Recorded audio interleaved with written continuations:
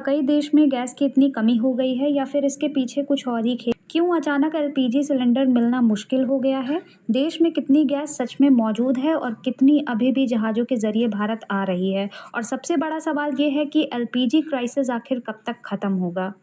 तो दोस्तों, आज के इस वीडियो में हम सिर्फ खबरें नहीं बल्कि उन सच्चाइयों को सामने लाएंगे जिनके बारे में आम लोगों को बहुत कम बताया जा रहा है। तो वीडियो को अंत तक ज़रूर देखिए क्योंकि आज आपको मिलने वाले हैं हर उस सवाल के जवाब जो शायद आप भी जानना चाहते हैं। भारत हर साल 3.1 करोड़ मैट्रिक टन एलपीजी का इस्तेमाल करता है, लेकिन यहाँ चौंका देने वाली बात यह है कि इसमें करीब 60% एलपीजी विदेशों से आयात किया जाता है। यहाँ पे एक बात और गंभीर हो जाती है कि इस 60% में से लगभग 90% सप्लाई सिर्फ एक ही रास्ते से होकर आती है, जिसे कहा जाता है स्ट्रेट ऑफ हॉर्मोज, जो कि ईरान और ओमान के बीच स्थित है।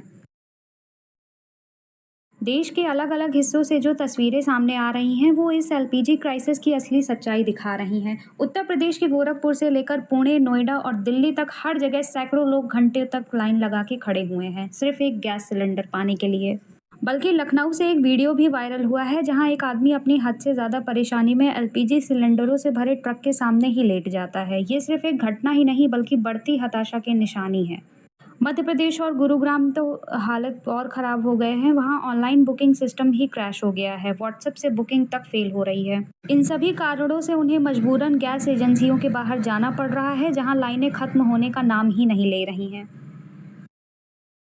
यहाँ तक कि होटल्स और रेस्टोरेंट की हालत और भी खराब होती जा रही है। बेंगलोर और मुंबई जैसे बड़े शहरों में करीब 20 से 30% रेस्टोरेंट बंद होने की खबर सामने आ रही है। वहीं दूसरी तरफ स्विगी और जोमेटो जैसे फूड डिलीवरी प्लेटफॉर्म्स पर भी ऑर्डर्स में 50 से 60% तक की गिरावट देखी जा रही है।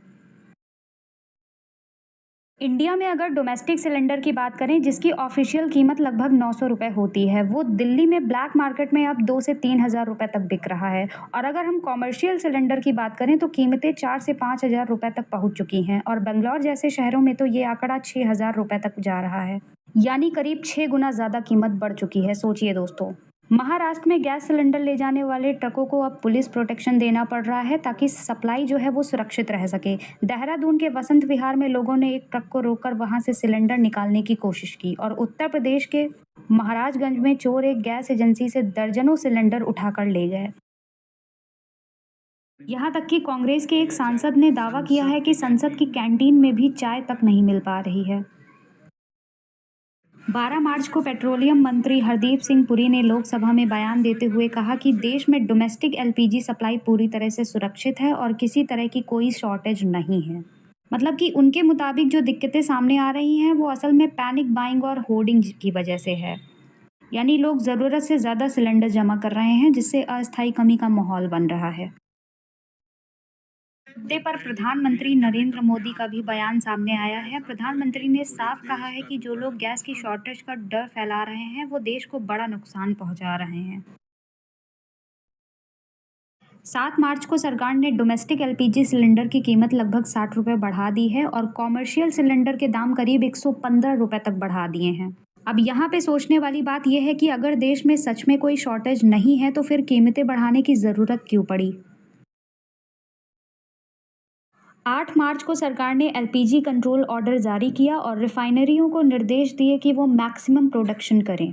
इसके बाद बताया गया है कि सिर्फ 5 दिनों के अंदर प्रोडक्शन में लगभग 28% की बढ़ोतरी कर दी गई। साथ ही दूसरी देशों में इमरजेंसी सप्लाई भी मंगाई गई है। अब यहाँ पे सीधा सवाल उठता है कि अगर सच में कोई शॉर्टेज नहीं है तो फिर इतनी जल्दी जल्दी ये बड़े कदम उठाने की ज़रूरत क्यों पड़ रही है आखिर? क्या ये सिर्फ प्रिकॉशन था या फिर हालात उतने सामान्य नहीं हैं जितना बताया जा रहा है? सरकार की तरफ से नेचुरल गैस कंट्रोल ऑर्डर लागू किया गया, जिसके तहत कमर्शियल एलपीजी सप्लाई पर 20% की कैप लगा दी गई है। यानी साफ तौर पर होटल्स और रेस्टोरेंट्स को अब उनकी ज़रूरत का सिर्फ 20% ही गैस मिलेगा। यही नहीं, शहरों में सिलेंडर बुकिंग के बीच का गैप बढ़ाकर 25 दिन कर दिया गया और गांव में ये अंतराल 45 दिन तक कर दिया गया है। अब एक बार फिर से यहाँ पे सवाल उठता है कि अगर देश में सच में कोई शॉर्टेज नहीं है तो फिर इस तरह की रैशनिंग और पाबंदियां क्यों लगाई जा रही हैं? तक कि स्टेट पॉल्यूशन कंट्रोल बोर्ड्स ने रेस्टोरेंट को 1 महीने के लिए ये परमिशन दी है कि वो एलपीजी की जगह बायोमास, केरोसिन और कोयले जैसे विकल्पों का इस्तेमाल कर सकते हैं। यही नहीं, 14 मार्च को पीएनजी यूजर्स को एलपीजी बुकिंग से बैन करने का भी फैसला लिया गया है। अब यहाँ पे ये भी सवाल उठता है कि अगर सप्लाई पूरी तरह सामान्य है तो फिर इस तरह के सख्त और असामान्य कदम क्यों उठाए जा रहे हैं। अगर आप जियोपॉलिटिक्स को थोड़ा भी फॉलो करते हैं तो ये पूरा घटनाक्रम है, ये अचानक नहीं लगा होगा आपको, क्योंकि जनवरी से ही संकेत मिलने शुरू हो गए थे कि मिडिल ईस्ट में तनाव बढ़ रहा है और अमेरिका, इजराइल और ईरान के बीच टकराव की संभावना बन रही है। ऐसे हालात में ये समझना बिल्कुल मुश्किल नहीं था कि अगर स्थिति बिगड़ती है तो उसका असर सीधे स्ट्रेट ऑफ हॉर्मोज जैसे अहम रूट पर पड़ सकता है। और अगर इस रूट पर कोई भी बाधा आती है तो एलपीजी और तेल की सप्लाई प्रभावित होना लगभग तय है। तो यहाँ पे मेरे हिसाब से भारत सरकार को पहले से ही इस मुद्दे को लेकर चौकन्ना रहना चाहिए था। बल्कि युद्ध के ठीक पहले प्रधानमंत्री नरेंद्र मोदी का इजराइल दौरा हुआ था, जहां उनकी मुलाकात इजराइल के प्रधानमंत्री से हुई थी। ये मुलाकात ऐसे समय पर हुई थी जब मिडिल ईस्ट में तनाव पहले से ही बढ़ रहा था। अब यहाँ पे एक अहम सवाल उठता है कि क्या उस समय हालात का अंदाजा लगाया जा सकता था, क्योंकि जब दुनिया के बड़े देश आपस में लगातार बातचीत कर रहे हों तो ये मानना गलत नहीं होगा कि उन्हें क्षेत्र की स्थिति और संभावित खतरों की जानकारी रहती है। अब सबसे बड़ा सवाल यहीं से शुरू होता है कि अगर संभावित खतरे के कुछ संकेत पहले से ही मौजूद थे तो क्या उस पर समय रहते कोई ठोस कदम उठाए गए, और अगर हालात अचानक बिगड़े भी तो क्या उसके बाद एक बैलेंस डिप्लोमेटिक अप्रोच अपनाई जा सकती थी, जैसे कि भारत अपने रिश्तों का इस्तेमाल करते हुए ये सुनिश्चित करने की कोशिश कर सकता था कि सप्लाई पूरी तरह ना रुके और ज़रूरी शिपमेंट्स को सुरक्षित रास्ता मिल सके, क्योंकि अंतर्राष्ट्रीय राजनीति में रिश्ते और बातचीत ही सबसे बड़े टूल होते हैं। लेकिन जो तस्वीर सामने आ रही है उसमें ये सवाल बार बार उठ रहा है कि क्या उन विकल्पों को पूरी तरह इस्तेमाल किया गया, और सबसे अहम बात, क्या देश की जनता के लिए कोई बैकअप प्लान तैयार था।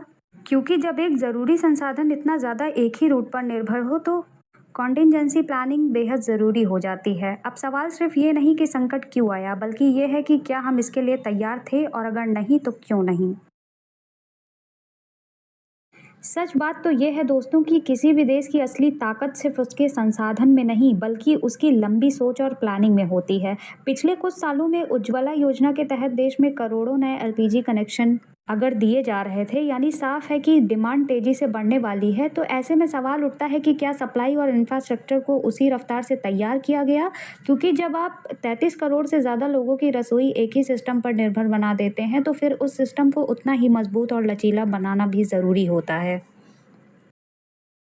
और यहाँ पे सबसे बड़ी चिंता ये सामने आती है कि जहाँ पे 33 करोड़ से ज़्यादा लोगों की जो रसोई है वो एलपीजी पर निर्भर है, उसकी सप्लाई अगर एक ही संकरे रास्ते यानी कि करीब 33 किलोमीटर चौड़े स्ट्रेट ऑफ हॉर्मुज़ पर टिकी हो तो ये अपने आप में एक बहुत ही बड़ा जोखिम है। इसलिए यहाँ पर ज़रूरत थी कि इंपोर्ट्स को डाइवर्सिफाई करने की, ताकि सप्लाई सिर्फ एक ही रोड पर निर्भर ना रहे। ज़रूरत थी यहाँ पे स्ट्रैटेजिक रिजर्व बनाने की, ताकि संकट के समय देश के पास कुछ समय का बैकअप मौजूद हो। भारत के मामले में ये सवाल उठता है कि क्या हमारे पास एलपीजी का कोई मजबूत स्ट्रैटेजिक रिजर्व है। मंगलुरु और विशाखापट्टनम में कुछ अंडरग्राउंड केव्स ज़रूर हैं, लेकिन उनका इस्तेमाल भी मुख्य रूप से सप्लाई को संतुलित करने के लिए होता है, ना कि बड़े पैमाने पर स्टॉक पाइलिंग के लिए। और इनकी जो कुल क्षमता है वो करीब 1.4 लाख टन ही है। अब ज़रा सोचिए दोस्तों, 140 करोड़ लोगों के देश में सिर्फ कुछ दिनों का ही एलपीजी बैकअप, ये वही हकीकत है जो इसे पूरे संकट को और भी गंभीर बना देती है।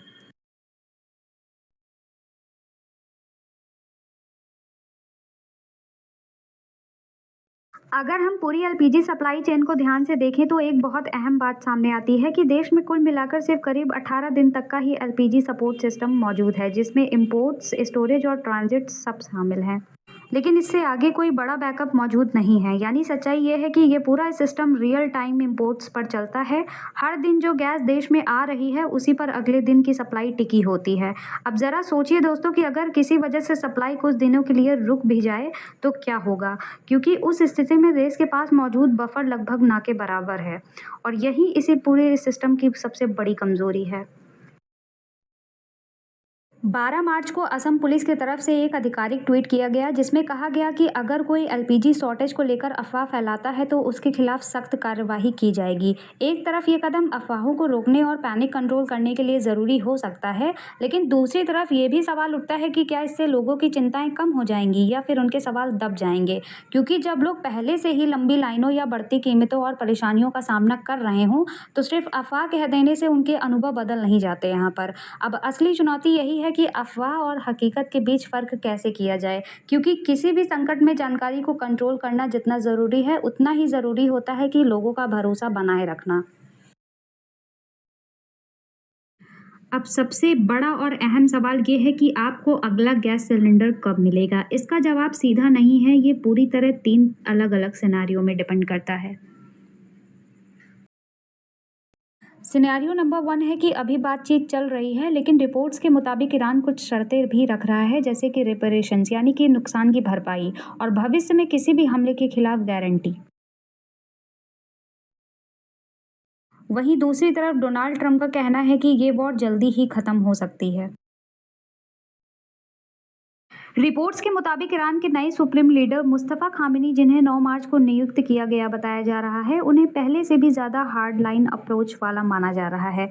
कहा जा रहा है कि उनका रुख काफ़ी सख्त है और वो किसी भी तरह के दबाव में झुकने के मूड में नहीं हैं। उनके बयान के अनुसार जब तक मिडिल ईस्ट में मौजूद अमेरिकी सैन्य ठिकाने बंद नहीं होते तब तक हमले रुकने की संभावना कम है। अगर ये रुख जारी रहता है तो इसका सीधा असर पूरे क्षेत्र की स्थिरता पर पड़ेगा और सबसे अहम, स्ट्रेट ऑफ हॉर्मुज जैसे सप्लाई रूट्स पर खतरा बना रहेगा।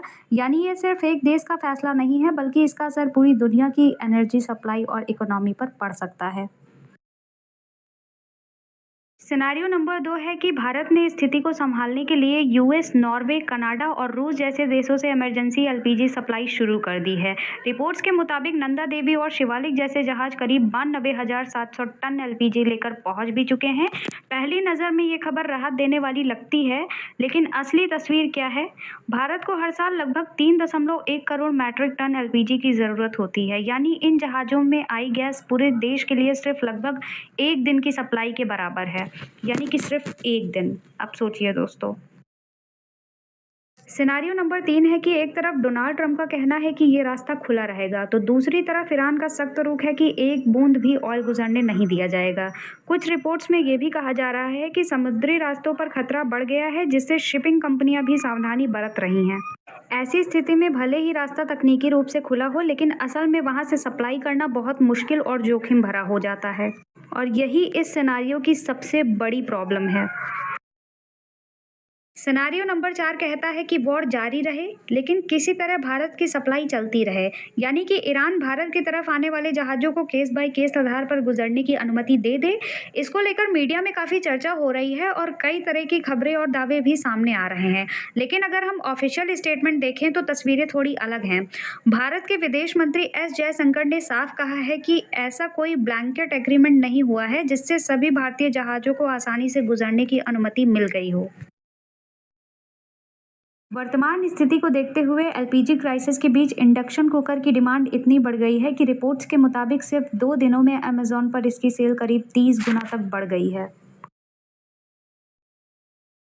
ऐसे में दूसरा और ज़्यादा स्थिर विकल्प है पीएनजी यानी कि पाइप्ड नेचुरल गैस। अगर आपके एरिया में पीएनजी उपलब्ध है तो जितनी जल्दी हो सके उसके लिए रजिस्ट्रेशन करवा लें, क्योंकि पीएनजी पाइपलाइन के ज़रिए आती है और ये सीधे तौर पर स्ट्रेट ऑफ हॉर्मुज जैसे रूट्स पर निर्भर नहीं होती है। यानी सप्लाई ज़्यादा स्टेबल और भरोसेमंद है। यहाँ पे एक और ज़रूरी बात, अगर आपके आसपास कोई भी गैस सिलेंडर को ब्लैक मार्केट में बेच रहा है तो उसे नज़रअंदाज मत कीजिए, क्योंकि ये सिर्फ गलत नहीं बल्कि कानूनी अपराध भी है। एसेंशियल कमोडिटीज़ एक्ट के तहत एक कालाबाजारी पर सख्त कार्रवाई करने का प्रावधान है। आप सीधे इसकी शिकायत कर सकते हैं नेशनल कंज्यूमर हेल्पलाइन पर, जिसका नंबर है 1800114000। और चौथा सबसे ज़रूरी पॉइंट, पैनिक बाय मत करो। अगर आपके घर में पहले से एक सिलेंडर मौजूद है तो ज़रूरत से ज़्यादा स्टॉक करने की कोशिश मत कीजिए, क्योंकि जब लोग ज़रूरत से ज़्यादा खरीदते हैं तो सप्लाई पर और दबाव बढ़ता है और जिन लोगों को सच में ज़रूरत होती है उन्हें गैस मिलना और मुश्किल हो जाता है। यानी होर्डिंग से स्थिति सुधरता नहीं बल्कि और बिगड़ जाती है। ये जो सारे सॉल्यूशन हैं वो ख़ास तौर पर गाँव में रहने वालों के लिए टेम्परेरी हैं क्योंकि बिजली की सप्लाई पूरी तरह वहाँ पे नहीं है। ऐसे में इंडक्शन कुकर एक विकल्प तो है लेकिन हर घर के लिए प्रैक्टिकल नहीं है और जब गैस की उपलब्धता कम हो जाती है तो लोगों के पास मजबूरी में पुराने तरीकों की तरफ लौटने के अलावा कोई विकल्प नहीं बचता।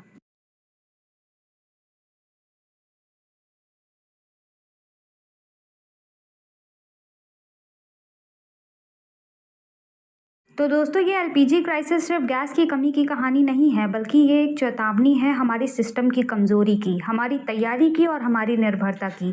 जब 140 करोड़ लोगों का देश रियल टाइम इंपोर्ट्स पर टिका हो, जब बैकअप सिर्फ कुछ दिनों का हो और जब एक ही रूट पर इतनी बड़ी सप्लाई निर्भर हो तो एक छोटा सा झटका भी बड़ा संकट बन सकता है। सरकार क्या कर रही है क्या नहीं कर रही है उस पर बहस होती रहेगी, लेकिन एक आम इंसान के तौर पर आज सबसे ज़रूरी है तैयारी, समझदारी और जिम्मेदारी। पैनिक नहीं करना है, होर्डिंग नहीं करनी है और जितना हो सके अपने घर के लिए बैकअप प्लान तैयार रखना है क्योंकि सच यही है कि ये सारे सॉल्यूशंस टेम्पररी हैं। असली समाधान तभी आएगा जब सिस्टम मजबूत होगा, तब तक समझदारी ही सबसे बड़ा समाधान है। अगर आपको ये वीडियो मददगार लगा हो तो इसे शेयर ज़रूर करें ताकि ज़्यादा से ज़्यादा लोगों तक सही जानकारी पहुंच सके और ऐसे ही ज़रूरी और सच्ची जानकारी के लिए चैनल को सब्सक्राइब करना ना भूलें क्योंकि जागरूक रहना ही सबसे बड़ी ताकत है।